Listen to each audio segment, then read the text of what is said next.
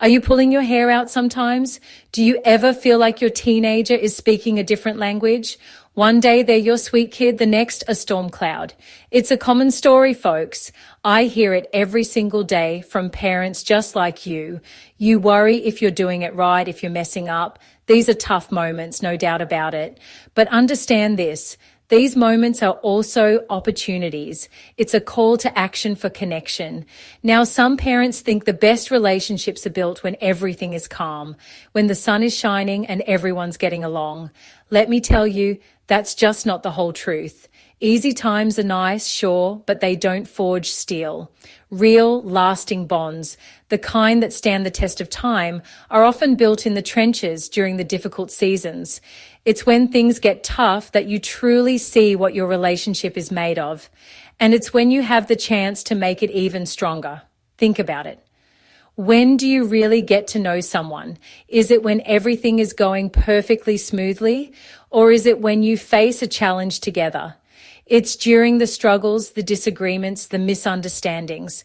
That's when you see true character, both yours and your teens. They are the very experiences that can weld you closer. It's about navigating the bumps together, not avoiding them. This is where the real work of parenting happens, and it's vital. So, don't dread these challenging moments with your teenager. Don't see them as a sign that everything is falling apart. Instead, try to see them as crucibles. A crucible is a container where metals are melted at high temperatures. It's a place of intense pressure, but it's also where impurities are burned away. And what's left is stronger, purer. Your relationship with your teen can be like that. These tough times can refine your bond, making it more resilient, more authentic. Real connections aren't made when you're both agreeing on ice cream flavors. They're hammered out when you're disagreeing about curfew or chores or friends. It's in these moments of conflict, these storms, that authenticity is born. Your teen needs to see how you handle pressure. They need to see if you're a safe harbor or another source of turbulence. This is where the rubber meets the road in parenting. It's about strengthening a lifelong connection, even when it's hard. This is your chance to show them what unconditional positive regard looks like. Let's look at an example. Your teen comes home an hour past curfew.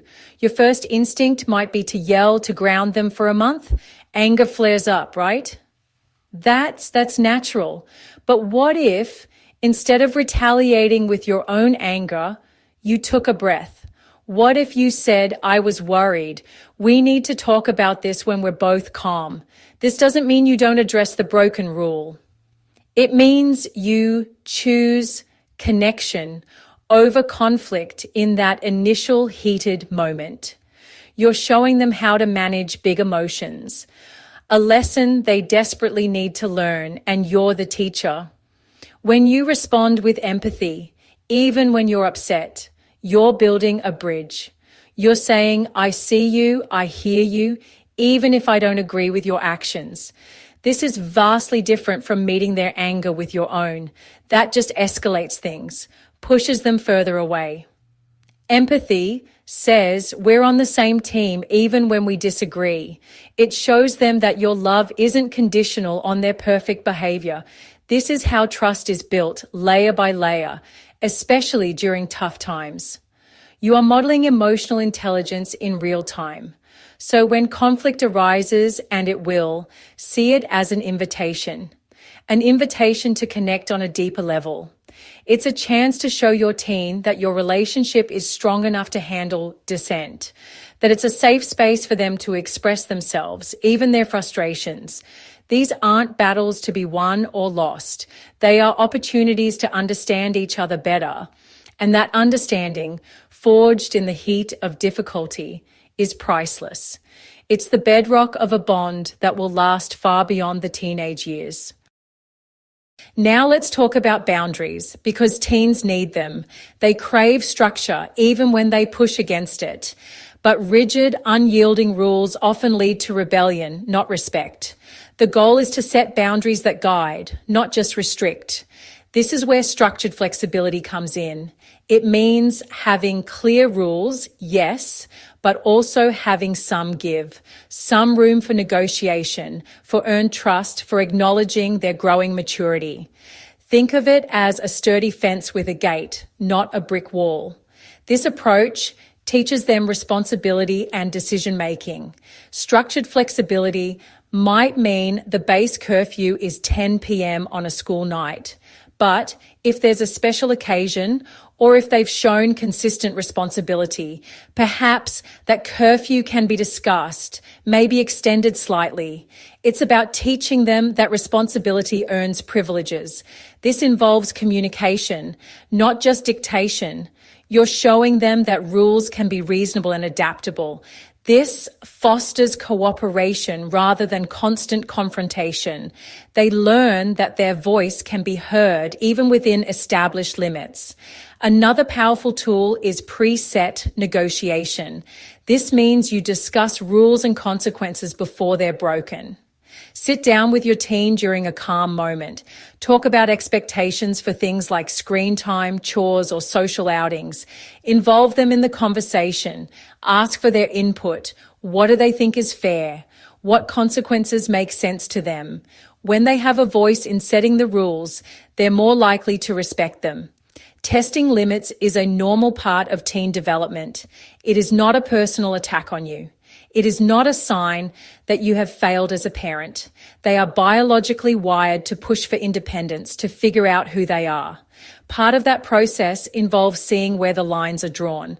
Your job is to hold those lines calmly and consistently, but also to understand the why behind their behavior. It's a developmental stage, a necessary one for them to become capable adults.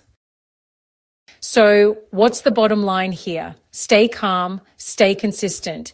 Easier said than done, I know, especially when you're frustrated. But your teenager is watching you. They're learning from your reactions. If you fly off the handle, you teach them to do the same. If you remain a steady presence, even when they're pushing every button, you teach them emotional regulation and resilience. Consistency is key because it creates a predictable environment. They know what to expect from you, and that sense of security is vital. Remember this, facing these tough seasons in parenting is not a sign of failure. It's a sign that you are engaged. It's a sign that you are doing the meaningful, hard work of raising a human being. If everything was always easy, you wouldn't be stretching, you wouldn't be growing, and neither would your teen. These challenges are what shape them, and they shape you too. You are in the thick of it, and that means you are present and involved. This is where character is built for both of you. So please don't panic when the waters get choppy. Don't give up when you feel like you're not getting through. And absolutely do not feel like you are failing, because parenting a teen is hard. It is hard. That's the reality, but it's also incredibly important. You are guiding someone through one of the most complex transitions in life. That's a monumental task, and you're showing up for it. That in itself is a victory. I want to invite you to share your experiences. What strategies have worked for you during tough times with your teen? What challenges are you facing right now? Remember, you're not alone in this journey. There's a whole community of parents here that are navigating the same waters. You are doing important work, perhaps the most important work there is. Keep showing up, keep trying, keep connecting, because these tough times are truly where the strongest bonds are made and where you become victorious in your parenting.